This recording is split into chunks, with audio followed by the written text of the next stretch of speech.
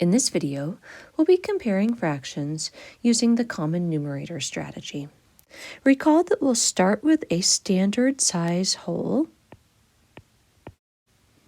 Then we'll make sure we have a common numerator, the same number in the top of the fraction. This will standardize the number of parts that we're comparing.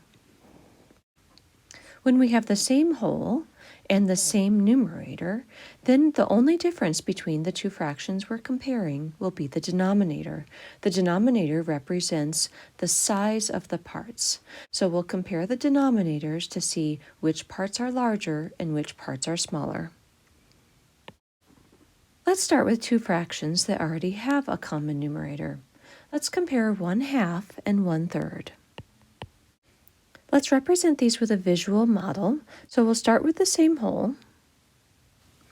And then for the first fraction, we'll divide it into two equal parts and shade one of them. Then we'll have one part worth half of a whole.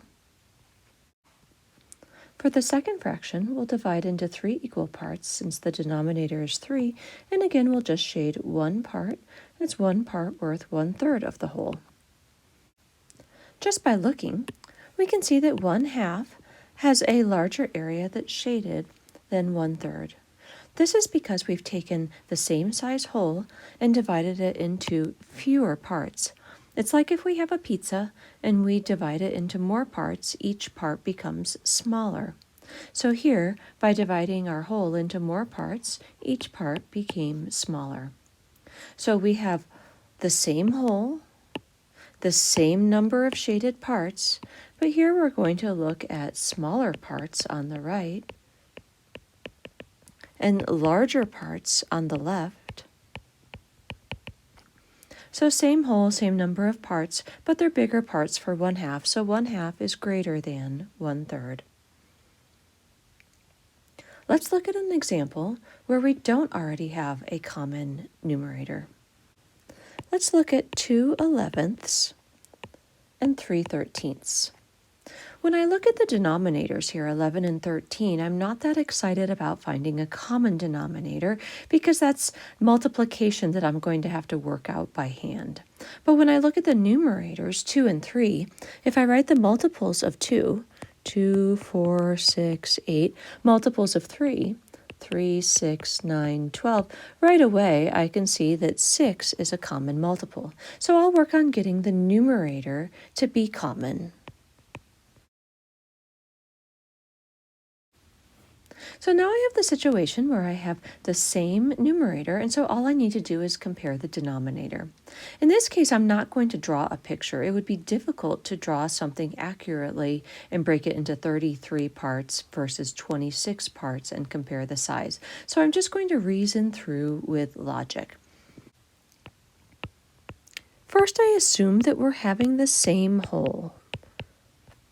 All of these fraction comparison problems, we have the same whole. And then on the left here, I have 6 parts, each worth 1/33 of a whole. And on the right, I have 6 parts, each worth 1/26 of a whole. So I have the same whole. I have the same number of parts. The only thing that's different now is the size of the part. So I need to compare these unit fractions and decide which one is larger. If I take the same whole and I divide it into more parts, 33 versus 26, the whole that I divide into more parts will end up having each part smaller. So 1/33 is going to be a smaller part versus a larger part because I divided the whole into more pieces. So 1/33 is less than 1/26. So 1/33, this is going to be the smaller, and 1/26, this is going to be the larger part. So if I have the same whole, same number of shaded parts, or same parts that I'm looking at, then I'm going to say that the smaller parts versus the larger parts will mean that I have 6/33 will be less than 6/26. And if I go back to my original fractions, 2/11 is less than 3/13. Here, we're just working with equivalent fractions where we got the common numerator.